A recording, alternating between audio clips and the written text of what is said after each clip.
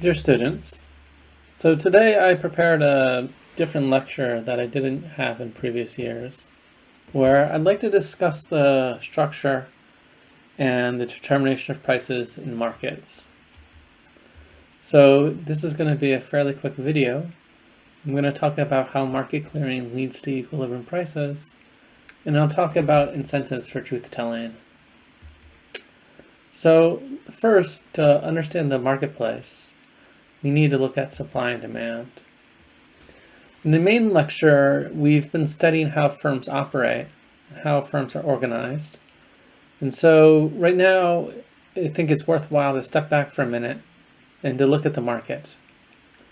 In previous years, where we were meeting in person, I would run a book market where current students would submit their maximum willingness to pay, the highest price that they would be willing to pay, and previous students would submit their minimum willingness to accept, which is the lowest price that they would be willing to accept as a seller.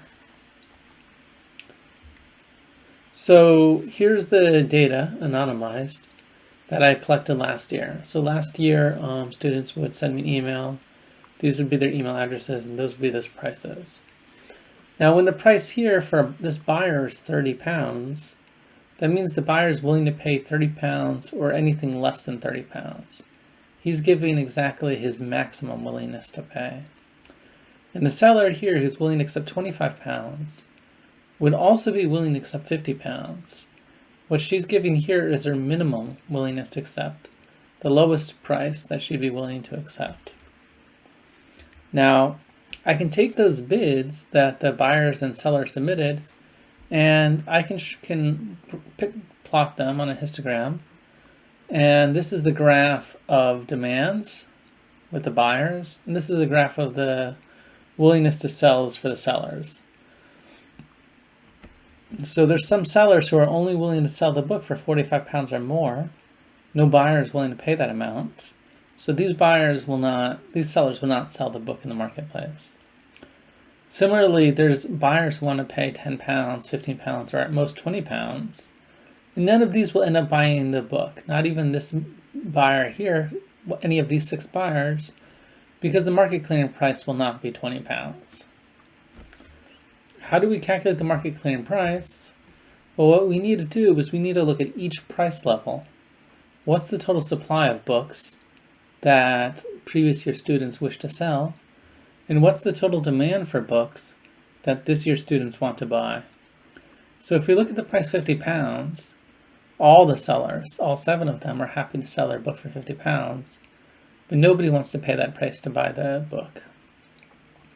On the other hand, at a low price, £20, for example, there's only one seller who's willing to sell for £20, but there's 14 different buyers who are all happy to pay £20 or more to buy the book.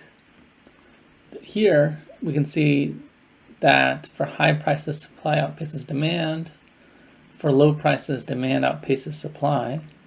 And that there's an intermediate price, in this case it's £35, where supply equals demand. So this is the market clearing price, £35. And 4 buyers will buy the book, and 4 sellers will sell the book. Now, some of those sellers were willing to sell the book for £20, so the sellers will get some consumer surplus because they're going to sell their book at the market price, and the market price here is £35. And the way the price is determined is by market clearing. We look at when supply equals demand.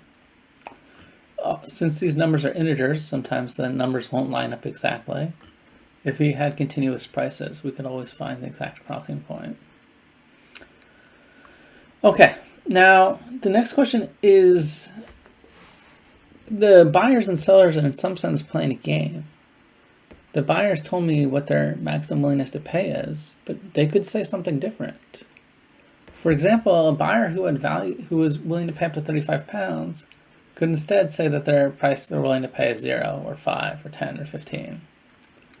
But the problem is, if they say a lower price, then they will no longer be able to buy the book at £35. The market clearing price will still be £35. That's the price at which the supply and demand are closest. And this buyer instead will just be left out of the marketplace. What about a lower type buyer who considers saying a higher price? Well, this is also not a good idea. So if this buyer's maximum willingness to pay is £15, and instead he says £50, one thing that's going to happen is now he's going to get to participate. He's going to buy the book and he's going to pay £35 for it. But if his maximum willingness to pay was actually £15, buying the book at £35 is in some sense a loss for him, because he's paying more than he originally was willing to do. So all of this goes to show that in this kind of thick marketplace, if the market is thick enough, then it's in the buyers, and the same argument would apply to the sellers, it's in both players' best interest to truthfully reveal what their maximum willingness to pay is for the buyers and what their minimum willingness to pay is for the sellers.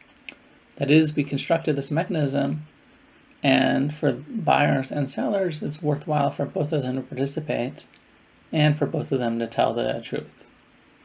Now, these kinds of market clearing mechanisms we can find in many settings. I think the most prominent example are treasury bond auctions, when the federal government sells off debt. Now, what about the case when there's thin markets? Perhaps there's just a single painting that's being sold. There's a seller who has it. He values it at £20. And there's a buyer who would like to purchase this painting, and he values the painting at £80. Well, between these prices, between these valuations, there's a lot of different prices that the buyer and the seller could agree upon. For example, perhaps they agree on the midpoint, and so they transact and the buyer buys the painting from the seller at £50. Now, we can see that if the buyer offers less, he's going to pay a lower price when he buys the painting. He doesn't know the seller's valuation. So if the buyer said too much less, then if he said less than 20, he would fail to buy the painting, and he would lose this 30 units of surplus that he could otherwise get. But it would be in his interest to hedge somewhat, to state a lower valuation in order to get a lower price.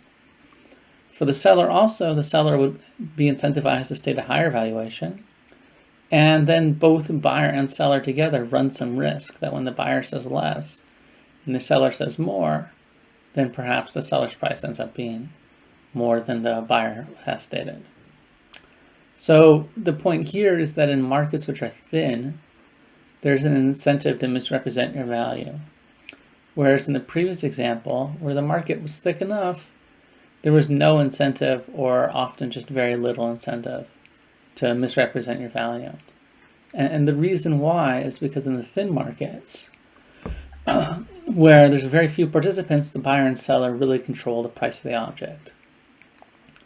Whereas here, in a market which is thicker, with 25 participants, 7 sellers, and 18 buyers, neither side has that much impact upon the market price. Okay, so that's today's discussion about markets and about price setting. In our next lecture on Friday, I'll go back to discussing the existence of firms and the structure of firms. Thanks very much, and see you Friday. And as one last note, don't forget, there's going to be a quiz.